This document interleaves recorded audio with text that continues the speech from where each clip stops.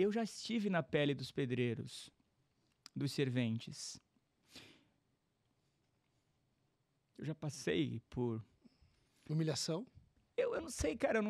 Eu acho que é muito forte esse termo de humilhação. Mas eu é acho verdadeiro, que... velho. Acontece, porque... É forte, mas é a realidade. Quando as pessoas vão trabalhar na minha casa, cara, eu tento Eu dou café, eu servir, dou água, eu trato sabe? bem. Eu tento E eu chego às vezes servir. no cliente num copo de água. Cara, eu tento Sou olhar tratado como para lixo. aquelas Nem sabe o pessoas. dono da empresa. Eu quero olhar para aquelas pessoas. Cara, você é ser humano. Você é ser humano. Entende? Então, o que acontece? Quando eu me lancei para... Sempre tive esse propósito de, através de mim, transformar a construção civil. Na verdade, de alguma forma, eu precisava que aqueles profissionais, na verdade, toda a cadeia, fossem vistas, fossem ouvidas. Aí eu fui trabalhar num projeto num canal de arquitetura, num portal, cara, que era muita vaidade, muita vaidade, muita vaidade. Lançamos esse portal, a gente falava só com arquiteto. Eu falei, gente, daqui a pouco tá caindo um prédio, quem é o engenheiro? Eu falei, porra, um engenheiro só aparece na hora que dá merda. Mas o engenheiro é responsável para tornar aquilo viável. O SketchUp real. Você entende? Então, o engenheiro calculou aquilo. Só que, tudo bem, você tem um arquiteto, você tem um engenheiro, mas se você não tiver a mão de obra para executar aquilo, cara, aquele sonho não é realizado. Então, Eu falo que assim, a ponta da cadeia produtiva, né? sim. A gente tem o arquiteto, o engenheiro, e lá na pirâmide, lá embaixo, assim, tem quem faz a coisa acontecer. Quem faz acontecer. Entendeu? Que é a escória do mercado, eu falo, tanto no vidro, como na construção civil, como no pedreiro. Eu falo que a gente não é valorizada, a mão de obra no Brasil não é valorizada. Eu vou falar um exemplo aqui, claro, que eu já tive numa mesa de negociação com o cliente. A gente estava com uma obra de um pouco mais de 700 mil reais, e aí a gente teve um aditivo de 60 mil, por conta de problemas da obra, sim. O cliente concordou em pagar, e na hora de pagar, ele estava querendo rever os valores. E a gente entrou num embate, assim, com o arquiteto, o engenheiro, o mestre de obras, eu que sou empresa de vidros. A gente entrou num embate com o cliente, até o ponto que eu falo assim, eu bati na mesa, na reunião, e falei assim, pessoal, o negócio é o seguinte, sabe qual é o problema? Senhor Paulo. O nome dele era Paulo. Mas não era a solução. Não era a solução, era Paulo Problema. Senhor Paulo, sabe qual é o problema? O senhor comprou um apartamento de 5 milhões e o senhor não quer pagar 5 mil reais pro cara fazer o serviço de mão de obra de pintura. Então, porque a mão de obra não é valorizada no país. Então, esse aditivo aqui, como você tá vendo, com só mão de obra, você acha um absurdo. Acabou a conversa. Aí ele pagou. Entendeu? As pessoas não são valorizadas. Então, na verdade, acho que tem uma questão de posicionamento também.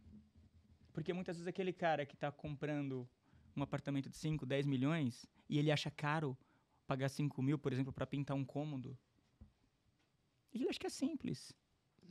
Tanto é que, até dentro desse contexto, eu fiz um estúdio lá para minha esposa, que ela trabalha como modelo fotográfica e tal. E aí, o que acontece? Na verdade, eu falei, eu sei fazer, mas eu não tenho... Eu até gosto, para mim aquilo serve como uma terapia. Só que daí, o que acontece? Eu entrei... Você tá sem tempo, né, velho? Na verdade, assim, eu falo que eu tenho tempo. Eu acho que o negócio de falta de tempo, pra mim, não funciona. Tempo é o que você... Cara, eu falo que... Sua prioridade. A minha prioridade. Então, hoje eu tô com o Nilson aqui. As coisas estão acontecendo. Entende? Então, se o Nilson falar assim, cara, vamos fazer tal coisa, bora. Entende? Eu nem penso. Sim. Então, assim, é prioridade. Então, o que acontece? Aí eu entrei no site e falei, tem essa empresa aqui e tal. Entra lá, marido de aluguel, beleza. Aí veio um casal lá, um cara falando espanhol, veio com uma mulher e tal. Aí passou o orçamento e tal. Aí o meu irmão, eu peguei e mandei pro meu irmão, eu falei, como eu não tô muito lá, dá uma forcinha. Então ele falou, nossa, mas é muito caro. Ele cobrou, acho que R$4.500 para pintar, colocar umas moldurinhas ali e tal. Aí eu peguei e eu falei assim, cara, paga. Quanto tempo ele tá fazendo? Ele vai fazer em uma semana. Como eu conheço. Eu falei assim, ele cobrou um pouquinho a mais, mas assim, fala o seguinte, se ele entregar em 2 dias, você paga o valor. Aí, porra, mas 2 dias ele vai... Eu falei, então, tudo bem. Menos transtorno. Eu vou ficar mais tranquilo.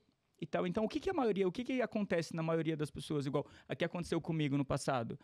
Quando eu pegava esses trabalhos, eu criança, eu vivi vendo isso. O pedreiro falava assim, ó, porra, cobrei bem aqui, eu vou dar uma segurada para o cliente não pensar que eu tô extorquindo ele. Entende? Então, a gente tá vivendo, na verdade, uma mentalidade errada. Mas é falta errada. de instrução, né? Então, por isso que eu falo, a gente precisa começar a criar um movimento. Então, quando você falou com esse cara, da forma como você falou, que ele não valoriza, assim, se você tiver mais pessoas fazendo isso, o segmento do Nilson, por exemplo, tem segmento mais sujo do que o ACM? Entende? Eu tentei fazer um movimento lá atrás, eu não fui ouvido pela indústria. Fiz um primeiro trabalho com o Nilson, olha o trabalho que ele está fazendo no CT dele. Não, é de invejar, né? Entende? Então, assim, alguém precisa ter coragem para fazer.